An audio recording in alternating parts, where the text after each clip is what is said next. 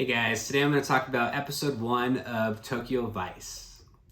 Tokyo Vice follows a young American man as he starts his career as a crime reporter in Tokyo, Japan. Jake Adelstein, played by Ansel Elgort, is intelligent and driven. He masters Japanese and assimilates to the culture in Tokyo. His heart is to make a difference through his reporting and to pursue the truth.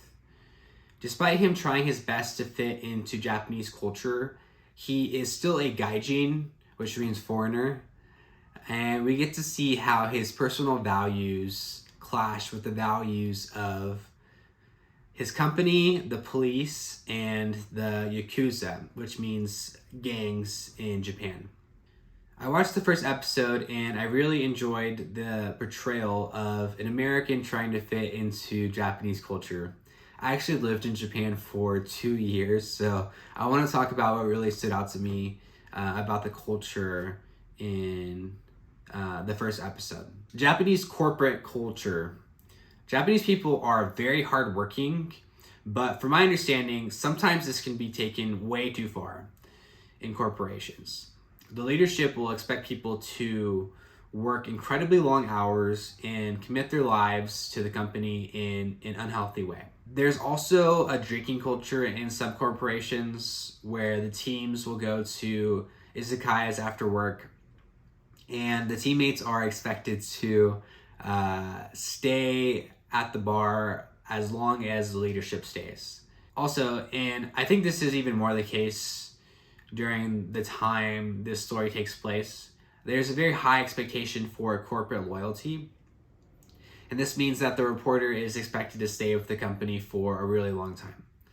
In Jake's interview for the newspaper, they ask him about this corporate loyalty, and later on the leadership explicitly says that the new reporters' lives belong to the newspaper.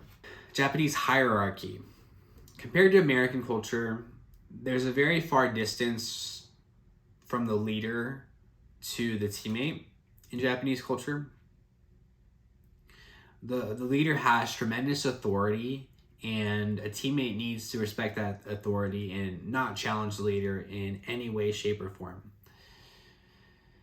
This is really different from American culture because in American culture, the leader does have authority, but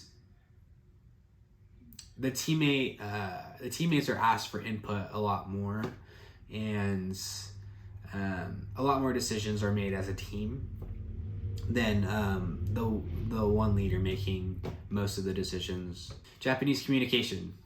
In general, Japanese people communicate way more indirectly than Americans. One scene where this is subtle is when Jake asks his boss, Emi-san, if they ever include the answer to why in their articles, to which he responds, only if there is space. This is another way of saying no. Japanese people will very rarely say the word no because it feels too harsh and rude. Yeah, and as I mentioned before, there's a clash of values we see in this episode. Jake values finding and communicating the truth in his articles.